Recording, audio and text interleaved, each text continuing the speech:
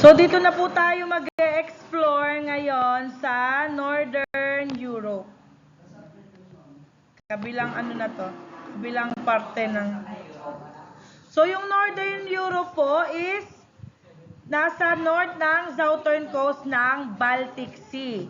So, this is location of the Nordic countries such as Sweden, Denmark, Finland, Iceland, and Norway.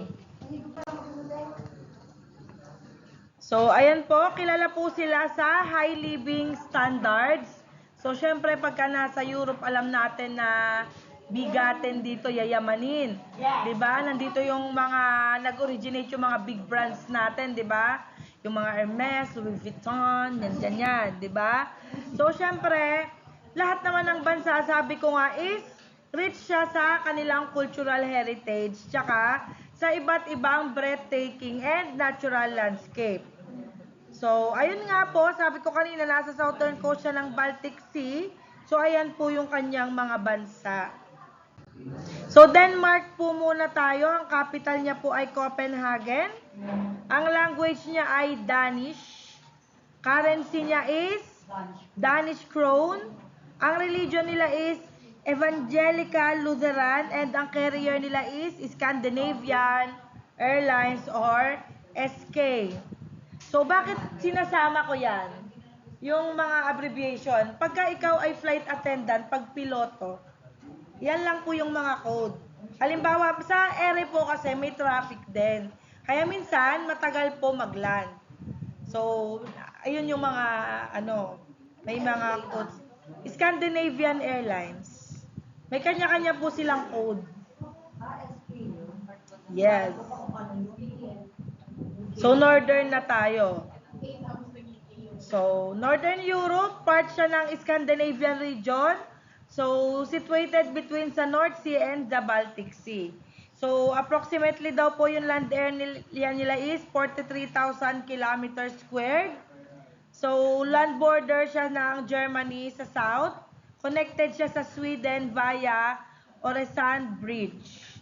So, ano daw po sila? Topography nila ay flat na may konting mga kabundukan, low elevation across most of the country. So, over 7,300 kilometer yung coastline, characterized by sandy beaches, dunes, and bays. So, ayan ang kanilang island. May Jutland Peninsula and around, meron silang 443 na name islands. Diba?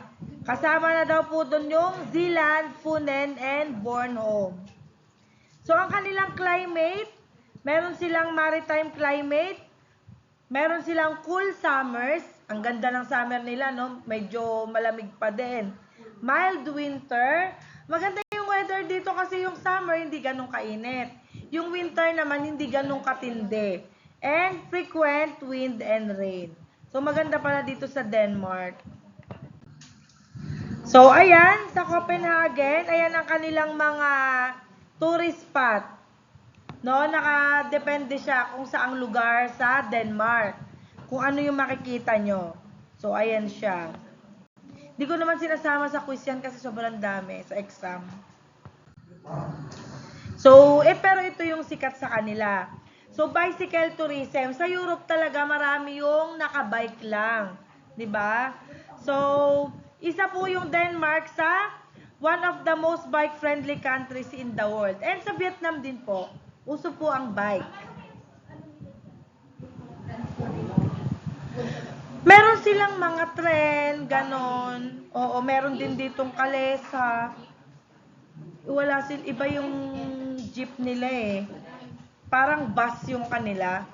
Kasi dito, di ba sa atin sa Pilipinas, tricycle. Dito kasi, sanay yung mga tao naglalakad. May terminal lang kung saan ka sasakay. Ganon. Oo, hindi kagaya dito. Tsaka walang traffic, tsaka malalaki ang highway nila. No? So, family travel, no? May Legoland din po sila.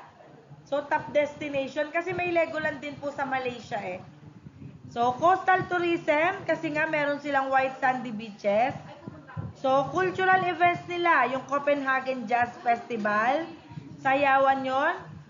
Roskilde Festival, one of the Europe's biggest music festival. So, mahilig sila sa music and dance. So, ang government nila is constitutional monarchy. So, known for, ano to? Haig, a concept centered around coziness, comfort, and well-being. So, ine-emphasize daw po nila yung equality, sustainability, tsaka yung community. So, syempre, design and innovation, na-recognize po sila for minimalist architecture and design. So, leadership in green energy and bicycle infrastructure. So, less po dito yung air pollution kasi halos lahat ng tao po is nakabike lang. Tsaka yung iba po naglalakad lang. 'Di ba? Oo, kasi sa atin 'di ba konting lang tricycle, jeep, sa kanila walang ganun eh. Oo, ang kanilang pagkain ay tinatawag niya New Nordic Cuisine. So, prominent po sa kanila yon yung mga Danish pastries, smørbrød or yung open sandwiches nila, and yung seafood po yung staple meal nila, seafood. Sa atin rice, 'di ba? Denmark. So, ito ang kanilang paniniwala, 'di ba? Yung equality, dapat may pagkakapantay-pantay sa gender, no? Yung hierarchy nila ay flat lang between sa social tsaka sa work setting. Yung Haig nila, yung comfort and coziness nila, so nakafocus po sila sa well-being, sa warmth, sa togetherness and contentment sa kanilang pamumuhay kasi nga mahalaga po sa kanila yung community nila. So trust and transparency, mahalaga daw po sa kanila yung tiwala tsaka yung pagiging transparent. Pag sinabi mo transparent, wala kang tinatago, di ba? Meron silang high levels of social trust sa kanilang gobyerno, hindi kagaya natin, kasi may flood control eh, 'di ba? And corruption levels are among the lowest in the world para sa kanila, 'di ba? So dito po sa Denmark, simple lang po yung pamumuhay dito, pero lahat po ng tao dito is komportable kasi nga wala siyang air pollution kasi halos lahat nakabike lang. And nakafocus po sila sa work-life balance. Ang Denmark. So, ayan. Modesty and humility or gentleloven. Yan po yung unwritten social code rooted sa idea na no one is better than others. So, ini-emphasize po nila yung collective success over individual showmanship. So, ayan po, work-life balance. No? Most Danes work 37-hour weeks with generous vacation time. Dito tayo? Yan ang goal. Kasi, pinaprioritize nila yung pamilya nila tsaka yung personal time. Dito tayo. Diba? Ilang... Simple lang daw eh. Pero pag sa Europe kasi, medyo mataas ang cost of living. No? So, education and free speech. Oh, yung education sa kanila is fundamental right. Critical thinking is encouraged from a young age. Free speech is a core democratic value, though it has sparked debate over cartoons and religious sensitivity. O, diba? Open-mindedness, progressive attitudes towards LGBTQ rights, gender roles, and diversity. Tapos, yung same-sex marriage po is inaalaw po sa kanila simula nung 2012. Alam ko sila. O, dito na kayo pumunta. Oo. Dito kayo. Pagkatapos yung trabaho mo, 37 hours lang per week. Ha? Oo. Oo. So, Danish beliefs reflect a human blend, a unique blend of historical Christian values, modern secularism, and progressive ideas. So, ayan po ang kanilang culture. Pinapromote nila yung tiwala, yung equality, sustainability, tsaka high quality of life. So, Finland. Ang capital niya ay Helsinki. Maganda talaga ito sa Europe. Ang language niya ay Finnish. Ang currency niya ay euro. Ang religion nila is Lutheran and Greek Orthodox. Ang carrier nila ay Finnair. So, ayan. So, kilala po sila as Land of 1,000 Lakes. Kasi meron silang 188,000 na lake. So, dominated by forest. No, 75% daw ng land nila ay forest. No, and may low hills and taiga. So, ang climate nila is cold winter, mild summer, subarctic in the north, and continental sa bandang south. So, ayan ang kanilang mga tourism attraction. O, basahin nyo, baka... O, kung gusto nyo, nature tourism. Kung gusto nyo naman, winter, mag-skiing kayo dyan.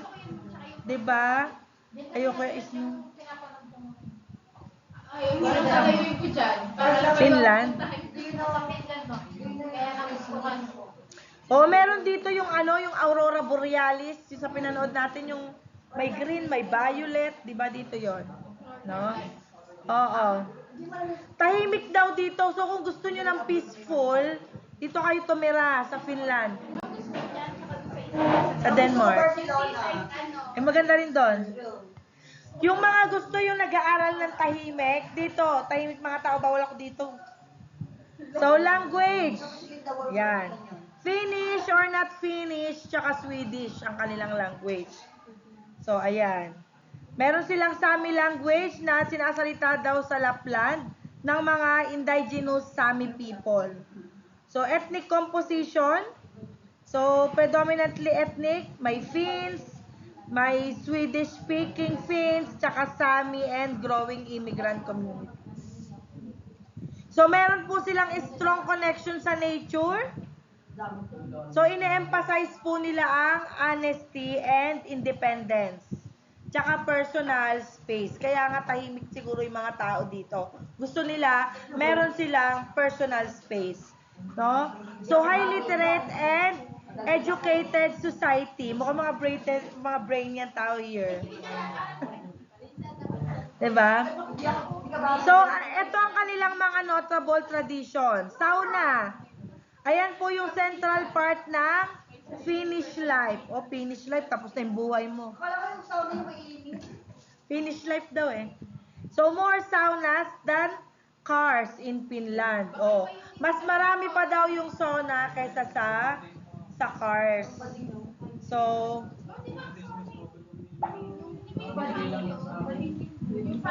oo, yung parang spa. Juhanus or yung midsummer, tawag nila doon is Juhanus. Celebrated with bonfire sa lakeside yon, gatherings. Vapu or May Day, carnival-like spring celebration especially among students. So ito naman ang kanilang mga beliefs.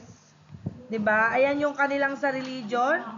So, meron silang sisu o yung unique Finnish concept meaning inner strength. Sisu. No? Equality and fairness. Siyempre, pag sa Europe, may gender equality. So, ang kanilang education and knowledge, no, siyempre pinahahalagaan nila. Nasa kanila kasi ang world-class school system. So, trust and honesty. So, yung Finland daw po yung isa sa may least corrupt countries in the world. Sana all. So, meron silang environmental awareness. So, malinis po sa kanila.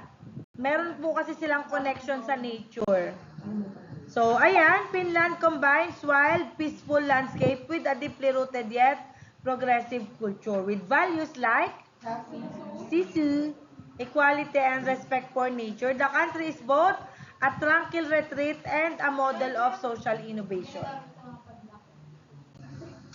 Ito na, Axel. Iceland. Ito na.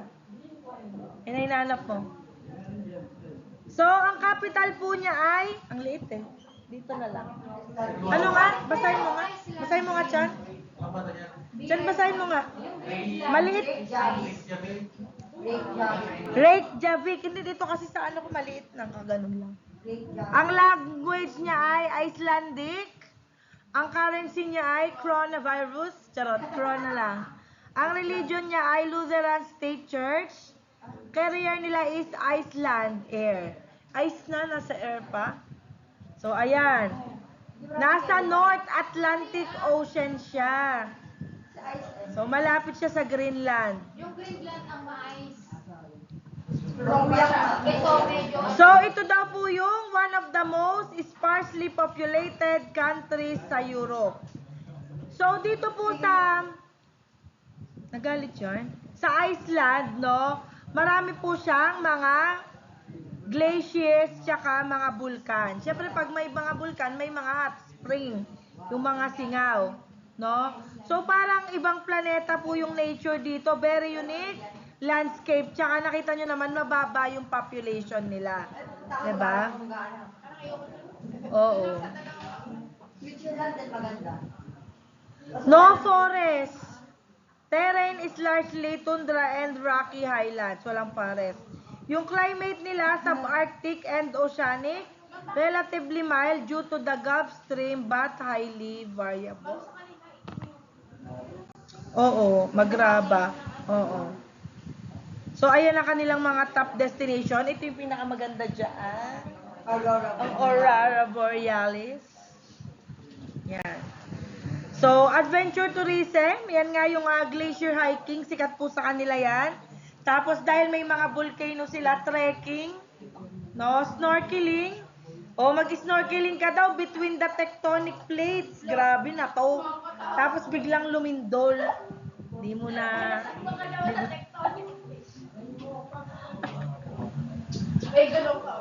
So, ecotourism. No? Kasi nag-ine-emphasize po nila yung sustainable travel and geothermal energy kasi po may mga vulkan, may mga hot spring. So, cultural tourism din kasi yung mga music festival nila. Yan. Culture. So, primarily ethnic Icelanders, small immigrant population. So, meron daw silang strong sense ng independence tsaka cultural pride. So, meron silang deep literary tradition, home of the Icelandic sagas, dating back to the medieval times. So, high value place sa creativity nila, sa community, tsaka sa self-reliance lang talaga sila. No, very sila, no, independent yung mga tao dito. Ang kanilang mga tradition is Borablot, winter festival yon, celebrating traditional Icelandic food. So, meron silang Icelandic National Day, pag June 17, Independence Day nila yon. Tayo June 12, sila June 17. So, yung Jol, o yung Pasko nila, celebrated with 13 Yule lads instead of one Santa Claus. 13 yung kanilang, dami, di ba? Oo. So, ayan, na kanilang beliefs. Folklore and elves, Huldufolk.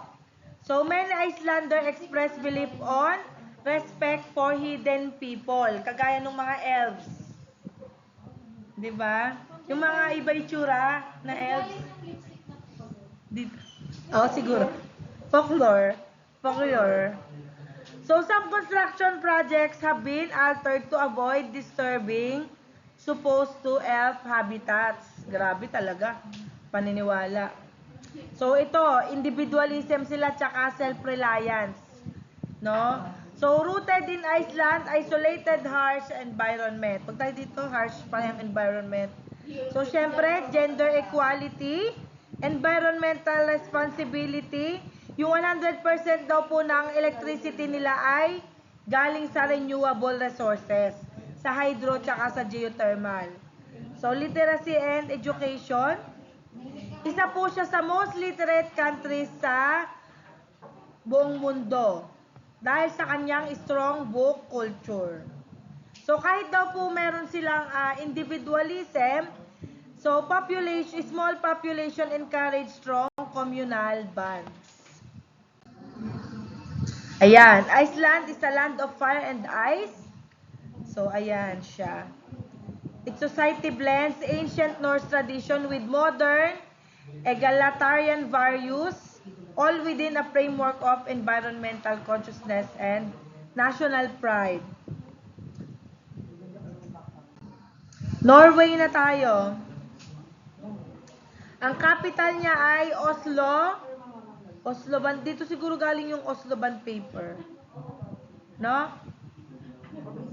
So, ang language niya ay Norwegian, Sami. So, ganun din yung currency niya, coronavirus. Ang religion niya ay Evangelical Lutheran. Ang carrier niya ay Scandinavian Airlines. Oo.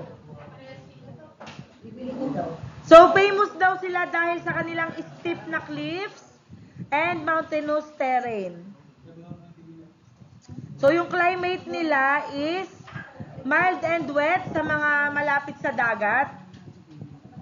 Tapos sa mga inland and northern regions naman is malamig. Tsaka yung summer nila mild lang. So, yung natural resources nila is mayaman sila sa gas, sa hydropower, sa forest and minerals. No?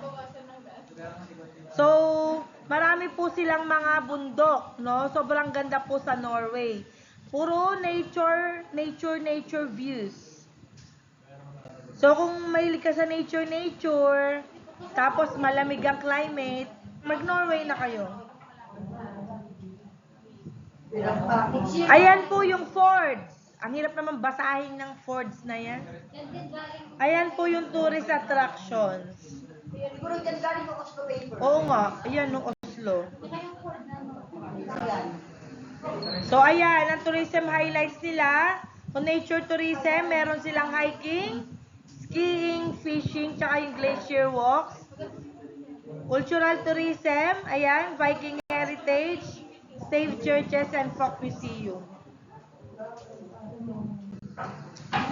So culture. So, yung language po nila, Norwegian tsaka Sami. No? Yung Norwegian daw po may two forms. Yung Bokmal tsaka Ninorsk. Parang ngongo naman to, Ninorsk. So, ethnic composition. Yung majority ethnic Norwegians, yung minority nila is Sami people at saka yung ibang growing immigrant communities. So, syempre, ang kanilang identity, may strong pride sila sa nature, independent sila at may democratic values. So, deep cultural ties to Viking heritage and seafaring history. So, pag May 17, pag birthday ko, Constitution Day nila. Yan yung major national celebration. Meron pong mga parada, tsaka suot po nila yung traditional dress nila, yung tinatawag nila na bunad. No?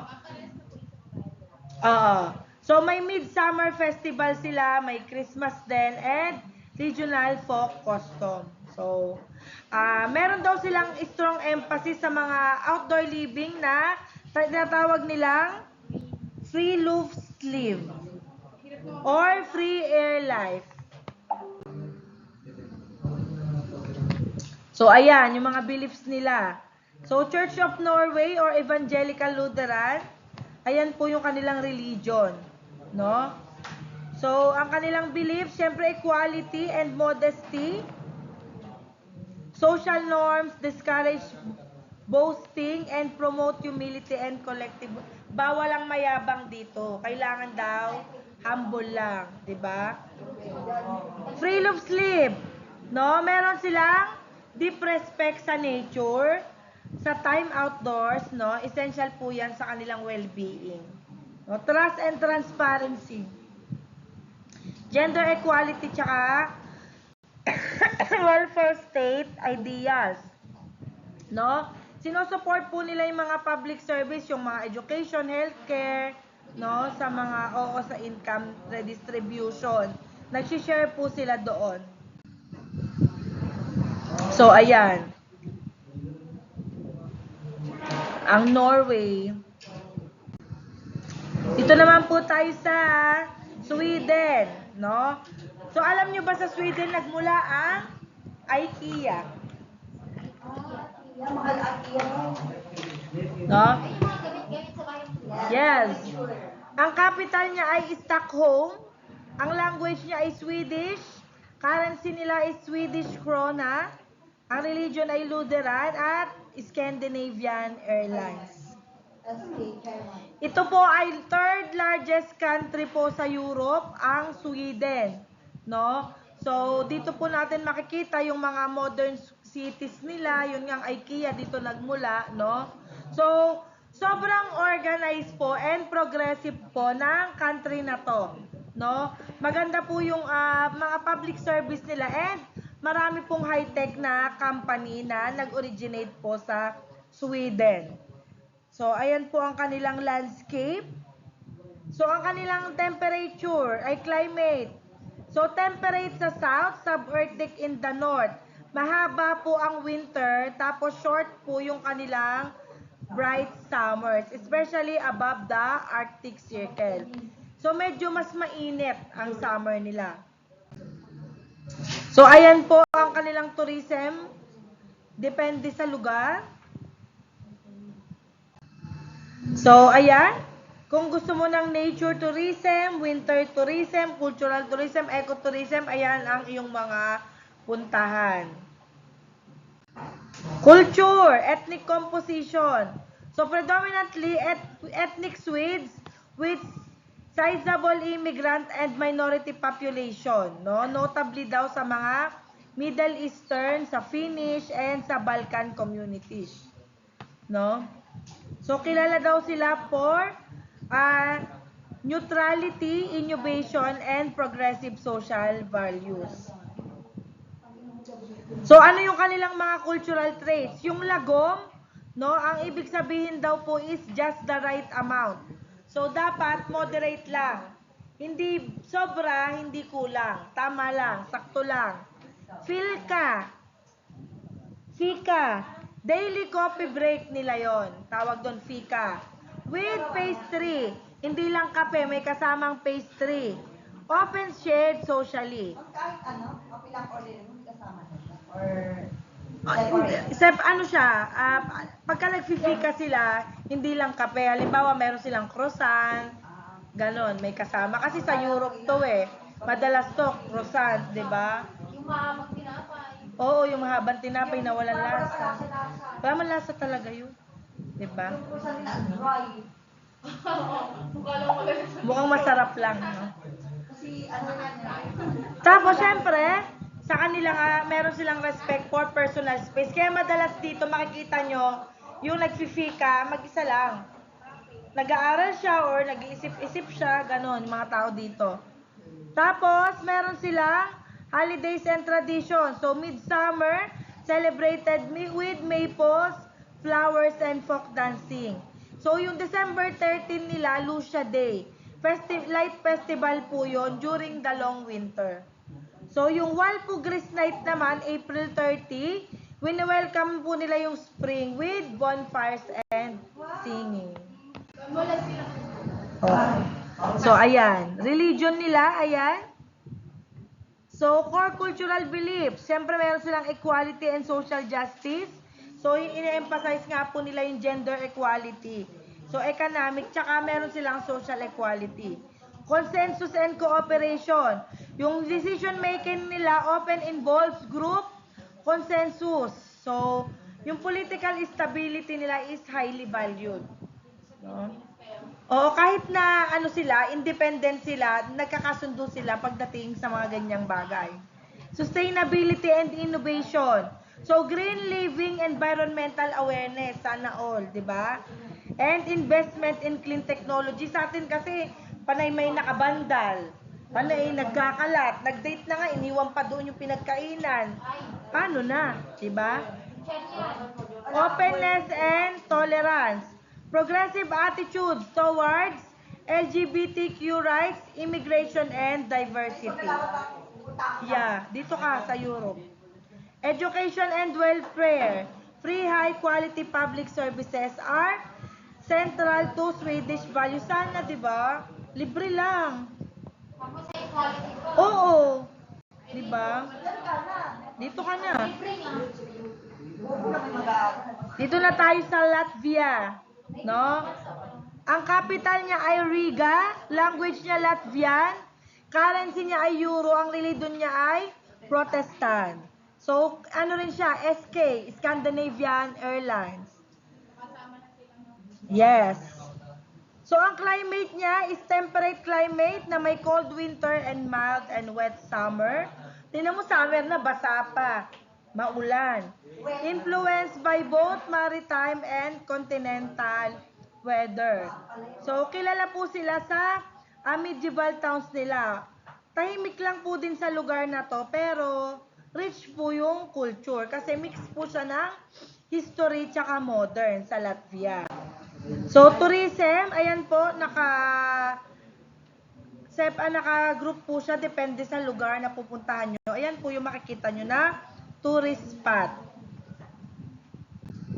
Tourism highlights, ayan, nakaka-categorize din yan. Nature tourism, cultural, tsaka ecotourism. Culture. So, majority ng ethnic Latvians ay 62%. So, yung 25%, is significant Russian minority. Kasama na po dun yung Belarusians, Ukrainians, Poles, and Lithuanians. No, meron po silang strong sense ng national pride, especially since independence from the USSR noong 1991. So, ayan po, rich in folklore, traditional music, especially Dainas, yung folk song nila, and yung pagan heritage nila. So, cultural traits. Reserved and modest in social interaction. Taray.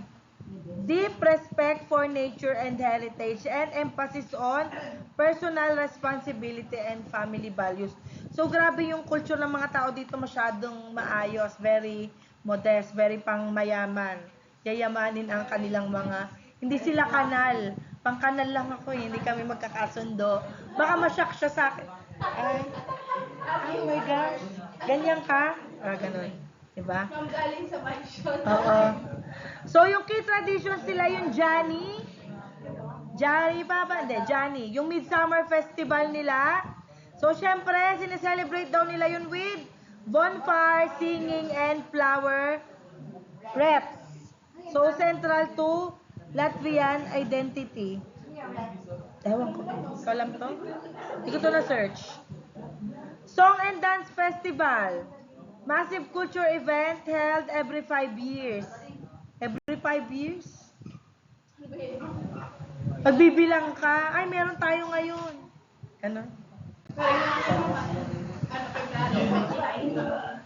So, meron po silang strong tie sa pre-Christian pagan tradition, yung nag-worship sa nature, no, yung mga nagri-ritual, ayan.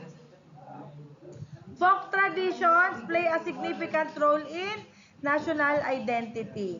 So, sa kanila, mahalaga po ang pamilya at ang community. So, respect for nature, tsaka yung work ethic and resilience, di ba? So, ayan siya.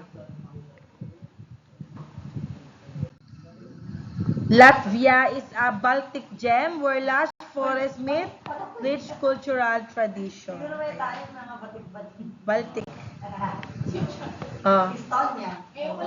Ako din, Estonia. Di ko to alam. Ba't wala to sa mga ano ko? Ba't may open yung bansa pala? Bago siguro to. Di ko to alam. Capital. O baka, Tallinn. Language, Estonian. Ang currency niya ay Euro. Oh, naririnig kayo sa recording. Ang religion niya ay Christianity. Marami. Eastern Orthodox tsaka Lutheran. Ang carrier niya is Estonian Air. Ayan. Flat lang siya na may forest No, 50% is forest cover. Na may lake, tsaka over 2,000 na islands. So, ang climate niya is cold, snowy winters, and mild summer. Sa Baltic Sea naman, na-influence niya yung nagdadala siya ng humidity, tsaka frequent cloud cover. Dahil po sa Baltic Sea. So, ayan naman po ang kanilang tourist spot. Yan. Tourism highlight. Kung mahilig kayo, meron silang digital tourism. No, ayan Estonia's e-governance and tech success draw innovation enthusiasts. Ito lang yung nakita kong may digital tourism. Yung mga nila high-tech nila na mga inimbento. Oo, ganon. Mga in-innovate nila yung mga system, ganon. Ito lang yung nakita kong bansa na may ganito. Digital tourism. Siguro sa Japan meron din, hindi lang Common na sa kanila. O tsaka sa China, 'di ba? Ang China high-tech, 'di ba? 'Di ba yung nila, parang may drone na lang dinadala yung order ng pagkain. Culture. Ayan. Majority ethnic 69% and yung iba Russian speaking minority 25% lang. So, kaya pala kasi naka-strong focus sila sa digital innovation tsaka cultural independence. No? Proud of regaining independence from Soviet Union noong 1991. So, deep-rooted sila both Nordic and Baltic influences. So, ito yung mga traits nila. Modesty, independence, calm, ano ba yan? Calm, reserve, demeanor. Hindi tayo pwede dito. Diba? Tapos may close tie sila sa nature. Bawal dito magsinsunog-sunog siguro. Ang maraming kalat sisigaan. Bawal dito. So, syempre, pag sa Europe, may strong emphasis sila sa education, innovation, tsaka technology. No? Ito yung mga great traditions nila. Yung Laulu Pidu Song Festival yan.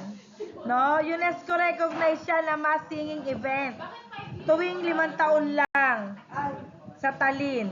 Tsaka yung Ja Ani Pave, Midsummer's Day, ayun yung may mga bonfire dancing, tsaka mga ancient rituals. Every 5 years, magbibilang ka. Ay, meron tayo ngayon. Siguro every 15, 20th, mga gano'n lang siya, no? 25, ganyan. So, ayan, innovation and e-governance. Estonia leads in digital services. Meron silang e-residency. Online lang ang voting nila. Oh, tsaka yung ID nila digital lahat. No? So, openness to innovation is part of national pride. So, ayan, nature and sustainability. So, kasi nga maano sila sa nature talaga eh. Individualism and community balance. No, yung mga personal space nila. Cultural preservation, yung mga folk songs nila, no, tsaka yung kanilang language. Yung sa kanila, way ng pagkanta, Runo singing. So, Estonia, ayan, digitally advanced. So, ito lang yung nakita kong bansa na, ngayon ko lang ito na-encounter. Siguro na-add siya sa Nordic efficiency. So, ayan. Meron siyang digital tourism. Lithuania. Ang capital niya ay Vilnius. Nawala. Ang capital niya ay Vilnius. So, famous siya sa history, sa forest, no? Tsaka yung national identity niya. So, dito, simple lang po, pero meron din po siyang deep culture and tradition. So, ito po yung kanilang mga tourism sites. Ayan. Meron silang cultural tourism, nature. Ito naman ay may spiritual tourism dahil marami siyang religious site tsaka mga pilgrimage trails. So, wellness and spa tourism kasi Meron po silang mga resorts kagaya ng Drus, Kininkay, and Birstonas. Oo nga, huwag natin ipapaquiz yan. So, culture, no? So, ito po ang kanilang mga ethnic composition. So, national identity, syempre yung kanilang cultural pride is rooted sa kanilang history as the Grand Duchy of Lithuania and its resistance sa Soviet rule. So, ine-emphasize po nila yung national tradition, language, and Catholic heritage. No? So, cultural traits, para silang mga Pilipino, hospitable sila, family-oriented, and proud of tradition. So, may pagkakatulad po sila sa atin. No? Like sa strong links to nature and rural life. Kasi tayo, pili lang naman yung tao na nakalink sa atin sa nature. 'Di ba? So, highly value education, history, and national independence. So, yung mga tradition nila, yung Johnny Ness, yung Midsummer Festival nila na may bonfire, no? Tsaka itong Usgavins, Apri Lenten Festival nila na may mga mass, pancake, and symbolic burning of winter. Folk music and dances nila, pinapreserve nila through regional festival and ensembles. So, ayan. Ang religion nila, may Roman Catholicism, yung pinakamalaki or dominant religion nila. So, ayun po. Yung church po is, malaki po yung role sa kanilang cultural and social life. Oh? So, patriotism and cultural survival, historical occupations, yung mga Tsarist Russia, Nazi Germany, and sa Soviet Union, yung nakashape po sa strong sense of resilience nila. So, ine-emphasize po nila yung pagpe-preserve ng Lithuanian language, customs, and faith. So, ano rin po sila sa family tradition kasi ang family at community ay mahalaga sa kanila.